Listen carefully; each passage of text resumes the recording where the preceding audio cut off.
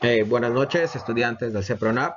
En esta oportunidad nuevamente vamos a trabajar el último libro del área de ecología, el último tema del área de ecología que concierne al flujo de energía en la naturaleza.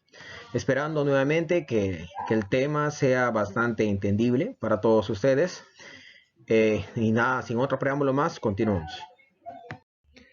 Para hablar de flujo de energía, tenemos que recordar un concepto que ya hemos hablado, es un ecosistema. ¿Qué es un ecosistema? Un ecosistema viene a ser básicamente un lugar específico en donde vamos a encontrar varias comunidades que interactúan entre sí, ¿no es cierto? Entonces, para que este ecosistema pueda funcionar, necesita un aporte energético que llega a la biosfera, llámese la biosfera como todo nuestro planeta, en forma principalmente de energía lumínica. Si bien ustedes recuerdan en física, se analiza varios tipos de energía. Para recordar podemos mencionar algunos de ellos. Tenemos la energía calorífica, energía cinética, energía potencial, energía eléctrica, entre otros, ¿no es cierto? Pero nosotros, dentro del flujo de energía, del cómo fluctúan los nutrientes en todos los organismos, se utiliza básicamente energía lumínica, el cual proviene de, ya saben, del astro rey, que en este caso es el Sol, al cual da o se conoce principalmente como el flujo de energía. Dice, en algunos sistemas marinos excepcionales no se obtiene energía del sol, sino de fuentes hidrotermales. ¿Cuáles son las fuentes hidrotermales? Son cuerpos de aguas, principalmente lénticos. Lénticos son cuerpos de agua que casi no tienen movimiento, pero que la temperatura excede a lo normal. Esto debido a la presencia de deposiciones geológicas que están cerca a volcanes o que están cerca a grandes piedras que también conservan grandes cantidades de calor, ¿no es cierto? Entonces, algunos sistemas marinos ya utilizan este tipo de energía para cumplir su proceso fotosintético. El ecosistema se mantiene en funcionamiento gracias al flujo de energía. Para ir entendiendo, flujo de energía, ve por favor, todos nos centramos acá, vendría a ser el flujo de los nutrientes que viene desde un organismo vivo, en este caso el árbol, cómo transfiere esos nutrientes al suelo y nuevamente en el suelo este árbol los asimila para nuevamente formar sus componentes fisiológicos. De esta manera tenemos un ciclo, ¿no es cierto? Entonces, dentro de este ciclo se mide el flujo de energía. En este caso vendría a ser la cantidad de nutrientes que va a fluir en estos factores. Dice, la energía que fluye a través de una cadena alimenticia. A través de una cadena alimenticia. La energía entra en el ecosistema en forma de energía luminosa, ya lo vimos en antes, y sale en forma de energía calorífica. Esta energía calorífica ya vendrían a ser las fuentes nutricionales que son producidas por organismos autótrofos. ¿Qué es un organismo autótrofo? Esta planta, por ejemplo, es un organismo autótrofo. Como concepto básico, se entiende que un organismo autótrofo es aquel organismo que tiene la capacidad de sintetizar sus propios alimentos. En un concepto más aplicado, sobre todo en alumnos del CEPRUNAP, se tendría que mencionar que un organismo autótrofo es aquel organismo vegetal que tiene la capacidad de transformar materia inorgánica en materia orgánica para que ésta sea utilizada por los consumidores primarios, que vendrían a ser los herbívoros. Siguiente. Cuando ya hablamos del flujo de energía, ya entendemos que dentro de un flujo, básicamente tenemos un tipo de energía que fluye, que es la energía lumínica. Esta es aprovechada, dice, por los productores primarios o cualquier organismo de compuestos orgánicos que utilizan para luego ser transferidos a los consumidores primarios, en este caso también llamados herbívoros, de los cuales se alimentan los consumidores secundarios o los carnívoros. ¿Qué quiere decir? Esto ya está dando inicio al entendimiento de una pirámide alimenticia. Ya, ahora, acá por favor en el gráfico, a ver por todos en el gráfico podemos entender, acá tenemos la primera fuente energética, la energía luminosa.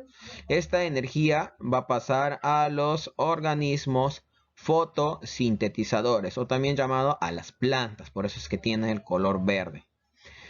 ¿Qué es la fotosíntesis? Les voy adelantando. Es la capacidad de las plantas de transformar materia inorgánica en materia orgánica, a moléculas orgánicas. ¿Por qué hablo de materia inorgánica? Porque uno de los principales elementos que entra en el proceso fotosintético es el H2O, el agua, más el dióxido de carbono. Y ambos elementos son elementos inorgánicos, ¿no es cierto? Estos dos elementos inorgánicos, básicamente, utilizando la energía lumínica, transforman las moléculas inorgánicas a moléculas orgánicas. Estas moléculas orgánicas, que pueden ser, por ejemplo, tipos de carbohidratos, recién son asimilados por los consumidores primarios. ¿Qué quiere decir? Que si nosotros antes de los organismos fotosintetizadores queremos consumir un mineral, un elemento químico, no podemos. Tenemos que depender de las plantas para que ellos transformen lo inorgánico en orgánico para nosotros poder alimentarnos. En este caso, los consumidores primarios. Estos consumidores primarios ya son el segundo nivel, ¿no es cierto?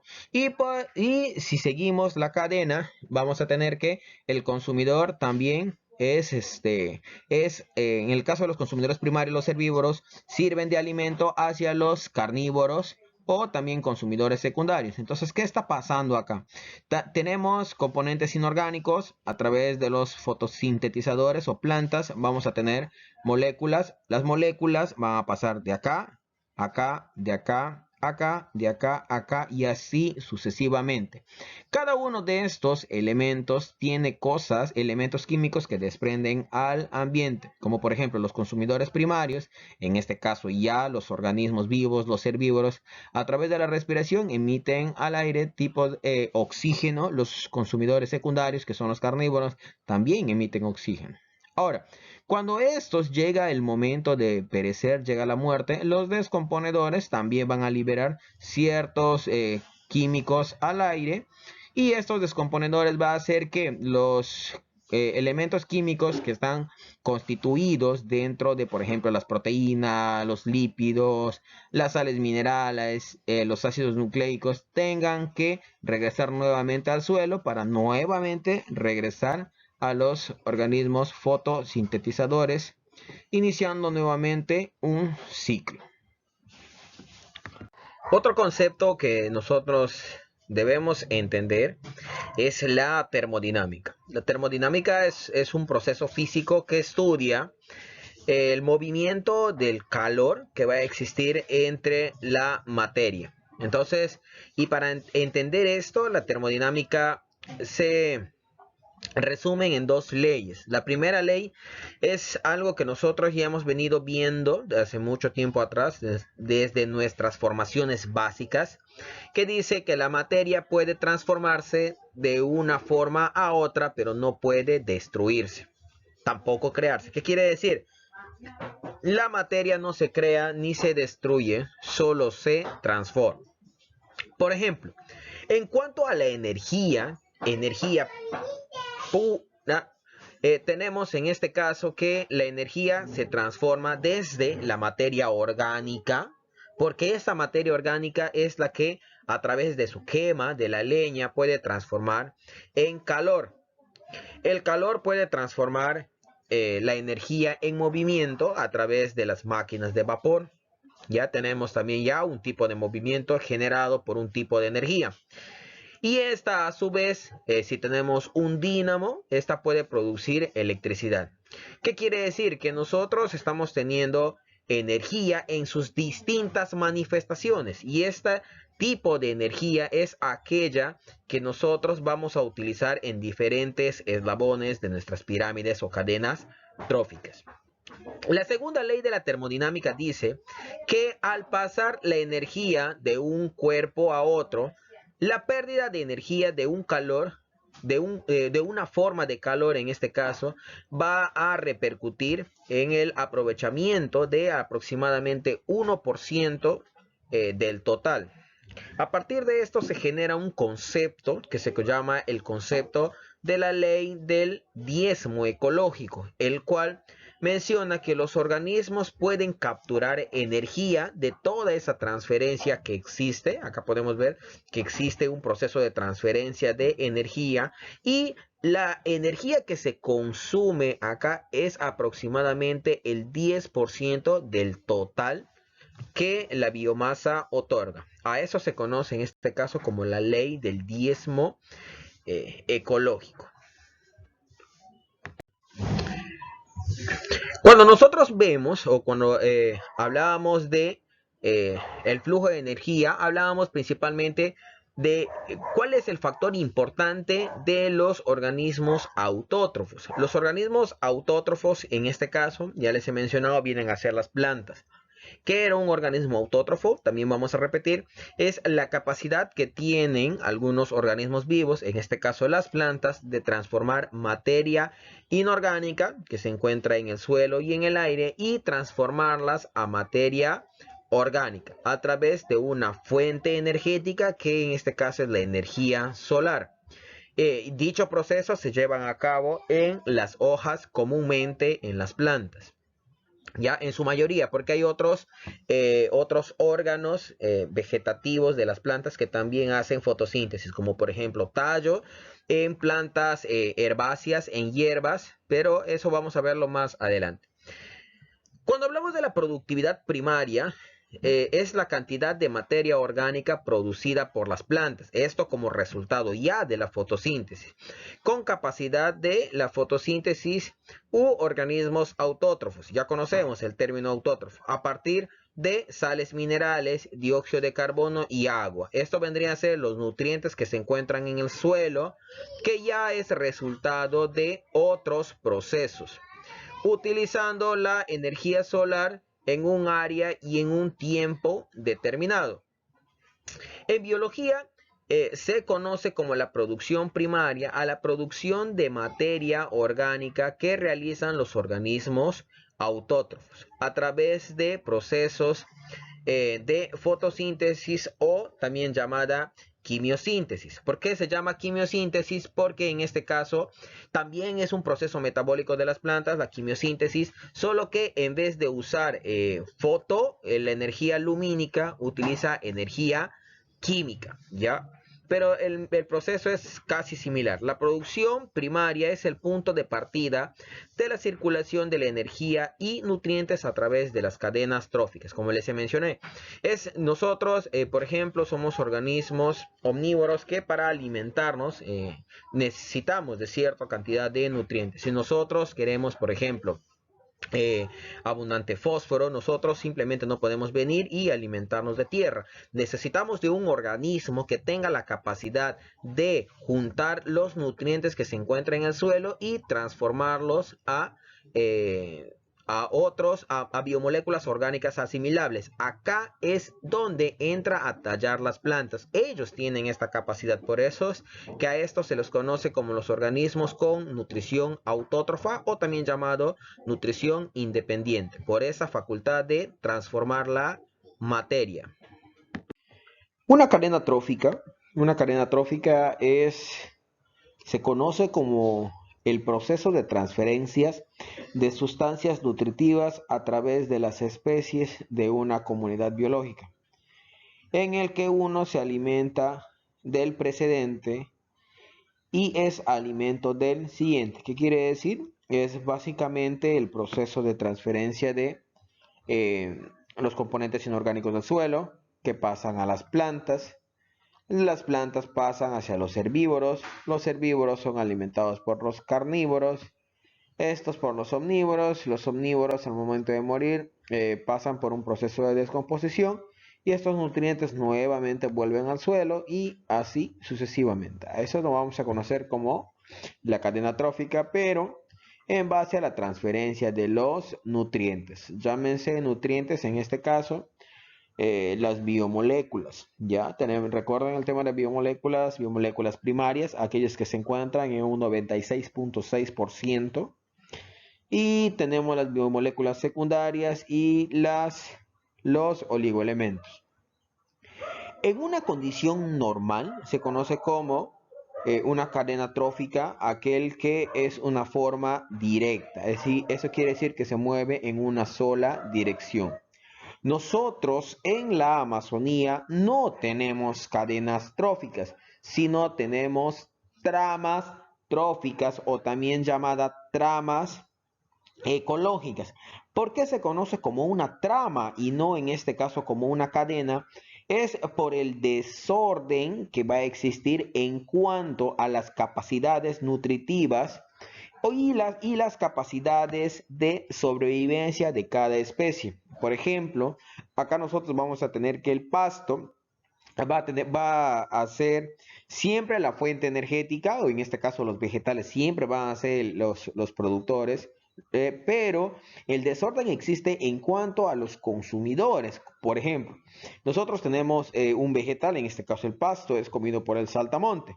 El saltamonte o grillo en este caso es comido por el sapo y el sapo es comido por la culebra. Ese es en un proceso normal, ¿no es cierto? También tenemos el pasto y tenemos que es comido por el conejo, pero este conejo o liebre, en el caso de silvestre, es comido por el halcón. Ahora, de esta manera vamos a tener varias órdenes, pero en este caso acá vamos a tener el problema. En nuestra Amazonía, en zonas tropicales, este conejo, por ejemplo, puede ser alimentado directamente a través del halcón.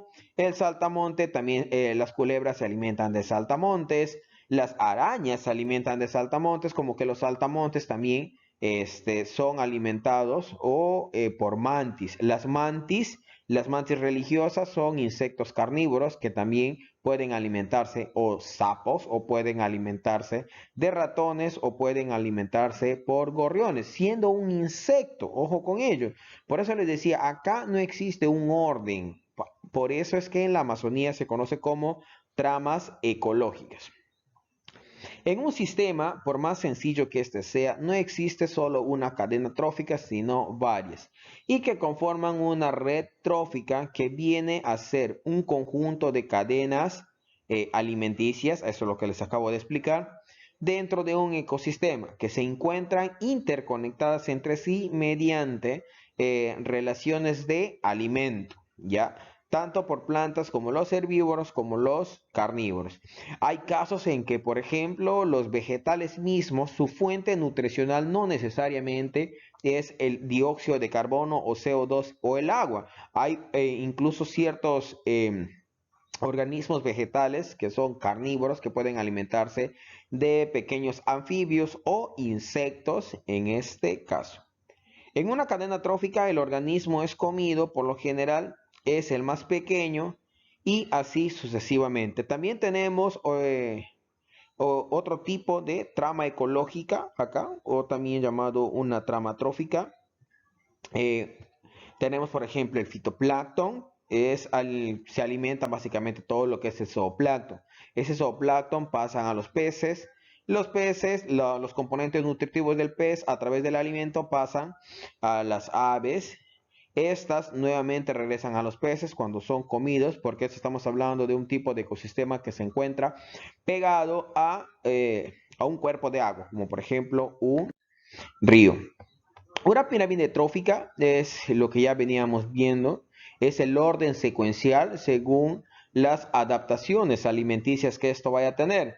La secuencia de la dependencia cuantitativa de la cadena trófica expresada en una pirámide trófica, cuya base es ancha y la punta es angosta. ¿Por qué la base es ancha? Porque existe mayor cantidad de individuos. Por ejemplo, los productores primarios, aquellos que tienen nutrición autótrofa. Dentro de esto vamos a tener una gran diversidad de vegetales en distintas manifestaciones y todas cumplen la fotosíntesis. Estos vegetales ya transforman materia inorgánica en orgánica que la van a poder consumir, en este caso, los herbívoros. Estos herbívoros, para que se puedan alimentar de las plantas, tienen desarrollado ciertas adaptaciones dentro de sus intestinos que le permiten comer ciertas cantidades de plantas, como por ejemplo las bacterias celulolíticas, como en el caso de los rumiantes, tenemos las vacas que tienen 4 estómagos adaptados a alimentarse solamente de plantas, cuya composición básica de las plantas es la celulosa. Entonces, deben de tener ciertas adaptaciones estos dentro de su estómago, como las bacterias celulolíticas, capaces de degradar la celulosa. Estos productores y consumidores primarios, en este caso, son aquellos que tienden a producir a partir de estos vegetales gran cantidad de proteínas que se encuentran almacenado en su carne. Entonces pasamos al siguiente nivel, que son los carnívoros, que son aquellos individuos que tienden a alimentarse de mayor cantidad de proteína, entonces las encuentran en los consumidores primarios. Acá vamos a tener los consumidores primarios. Los carnívoros, ya alimentados de proteínas, tienen los nutrientes que vienen desde las plantas, y dentro de ellos vamos a tener a los omnívoros. Debería estar aquí en medio. Algunas bibliografías lo toman, algunas no. Y por último tenemos a los consumidores terciarios, que son los carroñeros. ¿Qué son los carroñeros? Son aquellos organismos que están adaptados a digerir la primera porción de materia orgánica. Se alimentan de, en este caso, comida en proceso de descomposición, pero no es simple. ¿Qué es lo que ellos desarrollan dentro de sus organismos?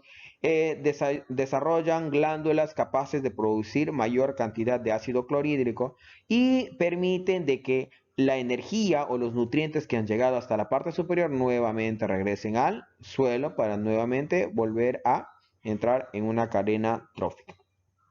Esta pirámide trófica existe, ya les he mencionado, en un primer nivel lo constituyen los productores, las plantas. Segundo nivel, los herbívoros, que vienen a ser acá. Tercero, por los omnívoros, debería estar acá. Tenemos el nivel de los carnívoros, que son específicos. El quinto nivel lo constituyen carroñeros. Ojo, por favor, esto depende básicamente de ciertas bibliografías. Hay algunas bibliografías que toman a los omnívoros, hay otras bibliografías que no lo tomen, así que por favor hay que tener bastante cuidado en esto. Cuando vayamos a leer algo, primero que nada centrémonos en esto. Esta sería la plataforma oficial para todos, ¿ya? Espero que hayan entendido la exposición del día de hoy. Bueno, eso sería todo de parte del área de ecología. Eh, Muchas gracias, jóvenes, por haber sido partícipe de este vídeo. Como les he mencionado, espero que hayan entendido, y si tienen preguntas, pues esperamos en clase. Muchas gracias.